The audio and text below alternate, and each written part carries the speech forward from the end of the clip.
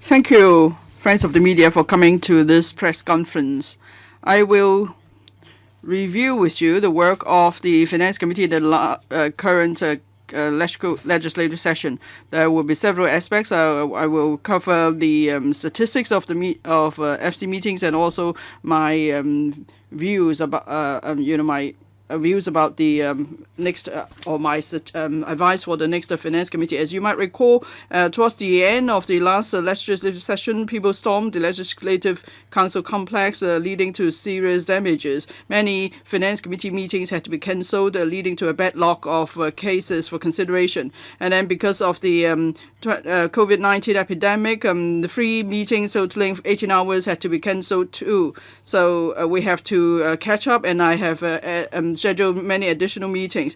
Now we've held this session 256 meetings totaling 253 hours. That's a record high.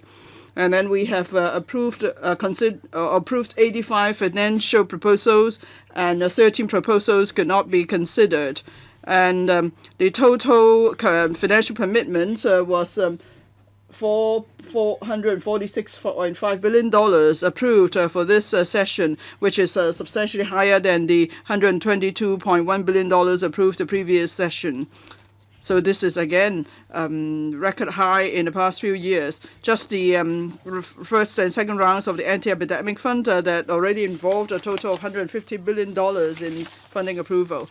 And now, actually, there are 43 items for consideration that includes the block front block grants for 2020, 2020 capital works, and also there's some projects improved the expansion and redevelopment of 6 hospitals, infrastructure works for West Kowloon Cultural District and integrated basement works, and also Trunk 2 Road T2 and Chak Kwa Ling Tunnel. Now, there are 29 non-works proposals involving $269.5 billion, including $21.7 billion for relief packages to lessen the financial burden of the public and for supporting businesses. And also there is a proposed provision of $20 billion for purchase of premises for the provision of welfare facilities. 13 staffing proposals were approved, involving the creation of 18 permanent directorate posts and 5 supernumerary posts, and also the retention and of 2 supernumerary posts. In the past year, the Finance Committee considered many different items, some rather complicated and controversial, so it took more time to consider those items. In particular, the 2019-20 civil service pay adjustment that took 25 years in total. And also, I noticed that since the amendments to the Finance Committee's procedure in March 2018, we have been able to deal with agenda items more efficiently. And then there were 7 motions to adjourn in this session compared to 6 last session. And we had to consider, and also there's some reduction of 3.6% in the time spent on 37A motions this session. And then we have members have suggested summoning powers for the Finance Committee, but we have yet to formulate a procedure to deal with that. And in the past 5 years, as the chairman of the Finance Committee, I've been working hard to foster communication and consultation with the government and the various camps of members to ensure better efficiency of our work. I have written to the administration on ways to enhance the efficiency of our meetings, and including arrangements on the scheduling agenda items, consultation before meetings, and quality of discussion paper and so on. There was an active follow-up by the government, and it gave a detailed written reply. I noted that in the past session, there's been improvement in the way the administration all the officials answered questions and so on. But I note that some members asked questions purely from their own perspective. If they were not happy with the officials' reply, they kept asking the same question, and they also wanted as much time as possible for asking questions. But as the chairman of the Finance Committee, I have to consider the request of over 60 members in asking questions, and I have to consider the overall progress of meetings as well. So I had to make the decision to draw a line in a fair, reasonable, and legitimate manner. This is to make sure that meetings of the Finance Committees of the Finance Committee were conducted in an orderly, fair, and efficient manner. And the court was satisfied that the chairman of the Finance Committee had the power to set a time limit on the debates or to end the debate. Now,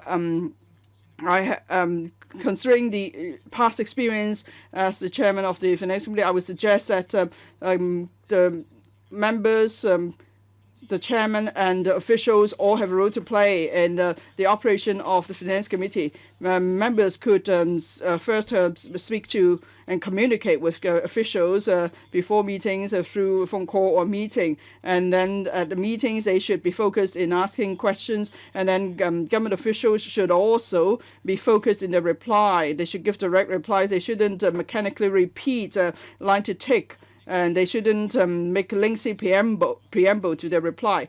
They should be prepared to give focused answers within 2 minutes. So I think officials should practice to make sure they are able to give a focused reply within 2 minutes. And if the problems pointed out by members are real, or the government did make a mistake, then it should have the courage to admit to the mistake. They shouldn't keep defending themselves. That's totally wrong. And then they should not evade questions or try to hide information, because then we should be able to reduce unnecessary questions. Now, finally, I would like to mention that the Deputy Chairman, Mr. Ronald Cheng, has worked very hard to share my workload. He chaired some 85 hours of meeting. That's 30% of the total meeting hours. So I would like to express my heartfelt gratitude to Mr. Chen for his assistance. I must also thank the legal advisor, clerk, and other colleagues of the Secretariat for their hard work in supporting the onerous workload of the committee. Thank you. The floor is now open to questions. Please. Which media outlet are you from? Apple Daily. I have to be careful with Apple Daily.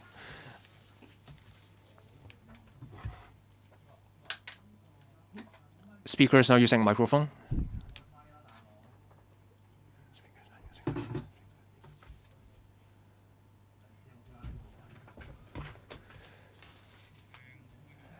Let me put it this way. I know there are rumors these days.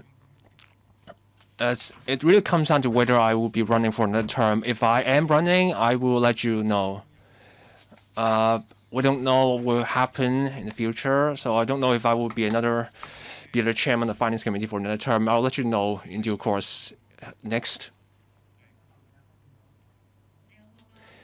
I'm from TVB. We have wrapped up the Finance Committee meeting. We haven't got to the item about the study about the Lantau Tomorrow and the study about the Central Artificial Islands. You talked about working hard and getting sitting pretty. So should we be thinking about the future and whether we should be proceeding with their proposal? I think you all know that I have my views on the Lantau Tomorrow vision. I hope you won't mind. As a member, I also have my freedom of speech. When I was serving as the chairman, I dared to speak what I speak my mind. Now, the people started a motion of no confidence in me, but that was voted down. I have been at the electrical for so many years, and with my knowledge of how the government works, I think we really have to go ahead with Lantau Tomorrow, because that's the real solution to the housing problem for our young problem. That's 1,700 hectares of land. I think that's one way to revitalize Hong Kong, whether we're talking about the transport in the environment or in terms of the housing. But it's a shame that the government did a poor job in publicity. It failed to convince the public of the benefits the vision will bring. We're talking about 10 years. 10 years is a short time. But 3 years, 4 years from now, you only have a few years left. I think more importantly, you have to convince the young people of the benefits that vision will bring. For example, you can guarantee people can get on the property ladder in a few years, or give us something concrete, something that can help people see the benefits, and that's where the government has fallen short. If you look at Shenzhen or Singapore, much of the land comes from reclamation. Hong Kong is too timid in terms of land reclamation, but on the other hand, we are constantly complaining about the shortage of land, the shortage of housing. There's this inconsistency. On the one hand, people complain about housing shortage, but on the other hand, people oppose land reclamation. Look at Singapore. They very aggressive in terms of land reclamation. I stick to my view. It's a shame that we haven't been able to get to that item. We're just talking about a preliminary study. It's about $500 million for the price tag. Why is there so much opposition? How much do they really understand about this issue? Or is it because they're just taking the word of others for it? I lament the fact that people just don't understand the issue before they jump to criticism. They are trying to stop even a study into the possibility. I think, and why is it that even we have to compromise in this regard?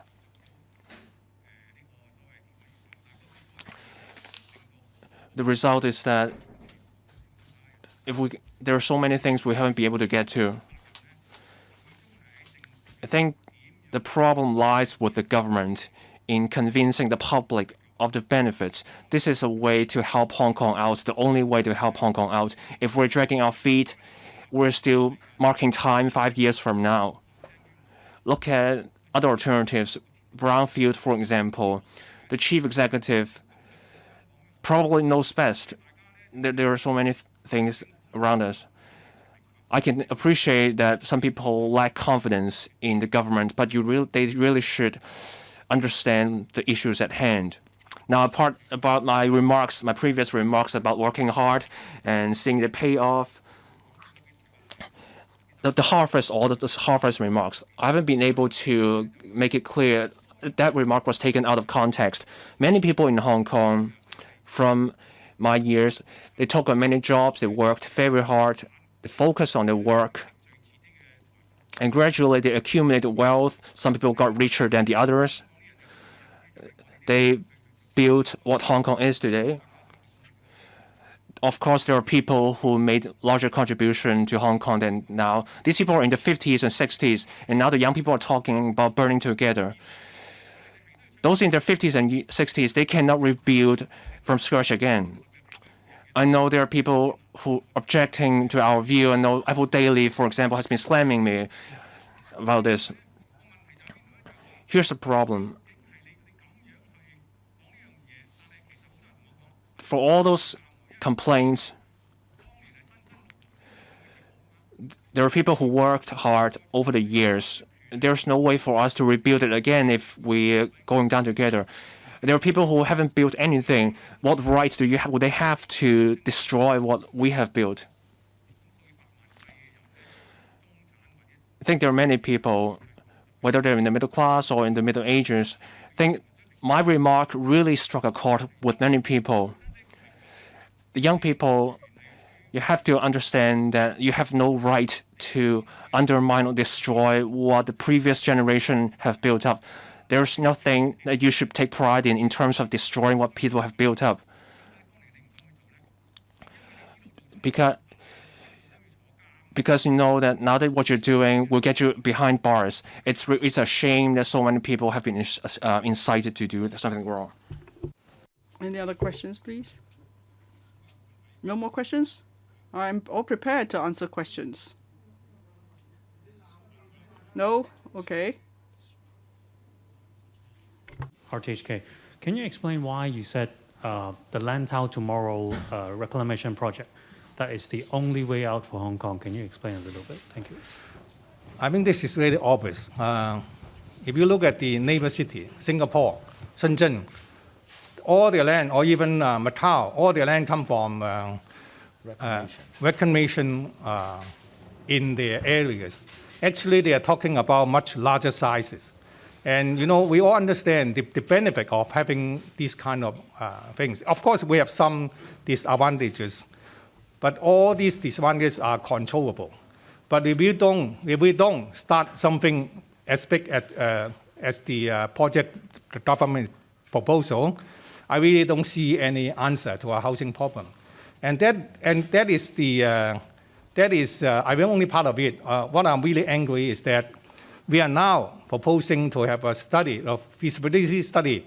It's not about actually taking action, but also even trying to study the benefit and the disadvantages or the problem of going ahead. So why not? Why can't Hong Kong do a study first and then see what are the benefits and then make the final decision? Why not? I think the problem with Hong Kong is that people are overreacting on issues that are actually benefit for Hong Kong in a longer term. Really short-sighted. Only listen to people that don't really understand what they are saying, don't know what are the real issues. People never really study to find out what are the benefits. What really drives me mad is that the people that suffer most are the young people. So why are these people being misled to destroy themselves? That's the problem I really don't understand. Any other questions, please? Deputy Chairman, do you want to say a few words? I'd just like to say, I would like to thank the Chairman and the team for your trust and support. So I was able to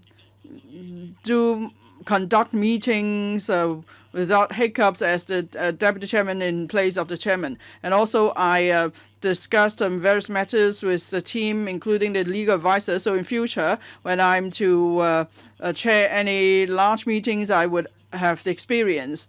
Now, the first time it was the first time that we dealt with motions on summoning powers, and then we usually we would vote using the electronic system, but then some members disagreed to do so, and so we had to consider whether to vote a different way. So this did not happen often in the past, but all this experience actually is good for me.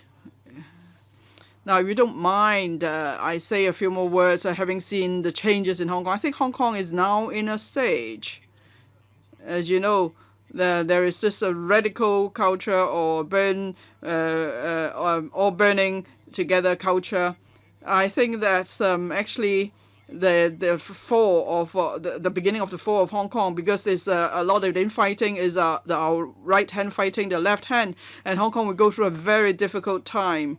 Well, perhaps you don't get it. I can say this to you. Why is it that for all the works items, almost all were endorsed except for the Lantau project? And how come there were over a dozen establishment proposals that were not considered? I can tell you why. It's because many members are not happy with the government's policy in post-creation. I noticed that very often the government could not explain to us the benefits of creating certain posts, that is the so-called KPI. So every time they were unable to explain the benefits, but they wanted to create posts. You said, well, maybe that will help us save half of the time in serving the public, or we could make so much savings.